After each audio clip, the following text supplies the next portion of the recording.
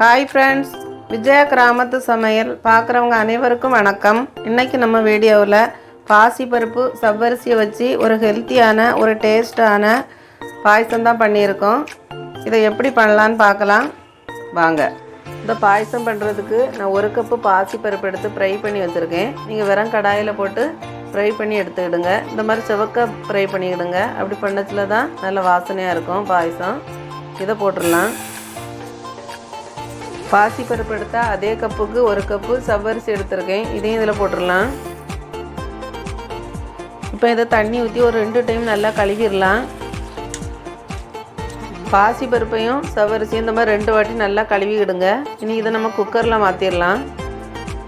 அடுத்தது ஒரு குக்கர் எடுத்துக்கலாம். க்ளீன் பண்ணி வச்சுருக்க பாசிப்பருப்பையும் சவ்வரிசியும் போட்டுடலாம். 1 கப்பு பாசிப்பருப்பும் 1 கப்பு சவ்வரிசியும் எடுத்துருக்கோம். அதுக்கு 1 கப்புக்கு 4 கப் அளவு வச்சு 8 கப்பு தண்ணி ஊற்றிடலாம். நான் அளந்து வச்சுருக்கேன், அதை அப்படியே ஊற்றியாச்சு.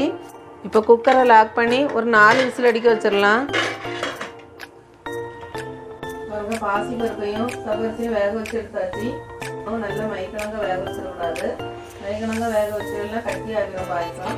நீங்கள் அளவு வந்து 1 கப்புக்கு 4 கப்பு தண்ணி ஊற்றணும். அதே மாதிரி விசிலும் 4 விசில் விட்டிங்கன்னா கரெக்டாக இருக்கும். அடுப்பில் ஒரு பாத்திரம் வச்சுடுங்க. சூடானதும் நம்ம வேக வச்சுக்க பாசிப்பருப்பையும் சவ்வரிசியும் போடலாம். இப்போ பாருங்கள், நம்ம வேக வச்சு ஊற்றுனது வந்து கொதிச்சாச்சு. இப்போ நம்ம சர்க்கரை போட்டுடலாம். எந்த கப்புக்கு பாசிப்பருப்பு எடுத்தோன்னா அதே கப்புக்கு 3 கப்பு சர்க்கரை எடுத்துருக்கேன். இதை போட்டுடலாம்.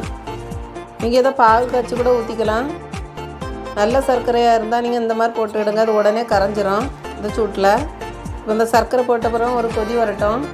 இது வைக்கச்சில் வந்து பக்கத்தில் தான் நிற்கணும், தள்ளி போகக்கூடாது. போனீங்கன்னா வந்து அடியில் பிடிச்சிரும். அப்போ பாயசம் வந்து டேஸ்ட்டாக இருக்காது. ஏன்னா பாசிப்பருப்பு சவ்வரிசியுமே வந்து பசத்தன்மை உள்ளது, அதனால் அடியில் பிடிக்கும். அதனால் லைட்டாக கிண்டி விட்டுட்டே இருங்க. கிண்டி விட்டு ஒரு கொதி வரட்டும். நம்ம போட்ட சர்க்கரைவெல்லாம் அப்படியே கரைஞ்சிட்டு பாருங்கள். இந்த மாதிரி பாயசம் கொஞ்சம் தண்ணியாக இருந்தால் தான் குடிக்கச்சில் வந்து கரெக்டாக இருக்கும். ஏன்னா இது இன்னும் கொஞ்சம் கட்டி ஆகும். இப்போ இதை அடுப்பை ஆஃப் பண்ணிவிட்டு நம்ம தேங்காய் பால் ஊற்றிடலாம். நான் கட்டியான பால் ஒரு கிண்ணம் நிறைய தேங்காய் பால் எடுத்து வச்சுருக்கேன். இது கட்டியான பாலாக ஊற்றிடுங்க. அப்போ தான் ரொம்ப டேஸ்ட்டாக இருக்கும். இப்போ அடுப்பை ஆஃப் பண்ணிவிட்டு நம்ம இதை ஊற்றிக்கலாம். ஊற்றிட்டு கலக்கி விட்டுறலாம். இந்த சூடோட ஊற்றினீங்கன்னா அப்படியே தேங்காய் பால் திரண்டுறோம் கொதிச்சத்தில். நல்லா அடுப்பை ஆஃப் பண்ணிவிட்டு இப்படி ஊற்றிக்கிடுங்க. பாருங்க, பாயசம் ரெடி ஆகியாச்சு. நம்ம இதுக்கு தாளித்து ஊற்றிடலாம். அடுத்தால ஒரு கடாயை வச்சுக்கிடுங்க. சூடானதும் ஒரு 3 ஸ்பூன் நெய் ஊற்றிடலாம். இது நான் வீட்டில் எடுத்த நெய், அதனால் கொஞ்சம் தாராளமாகவே ஊற்றுறேன். பாயசம் வச்சிங்கனாலே கொஞ்சம் நெய் நிறையா ஊற்றிவிடுங்க. நான் 3 ஸ்பூன் எடுத்துருவேன்.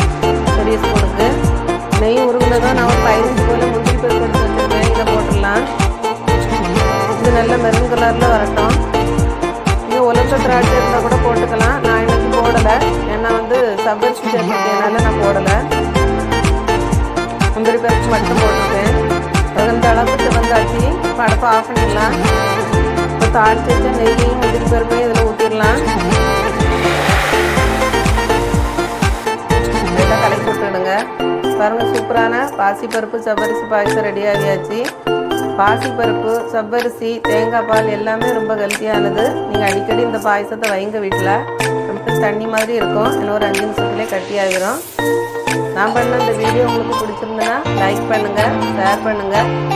கிராமத்து சமையலை சப்ஸ்கிரைப் பண்ணாதவங்க சப்ஸ்கிரைப் பண்ணிவிடுங்க. வணக்கம்.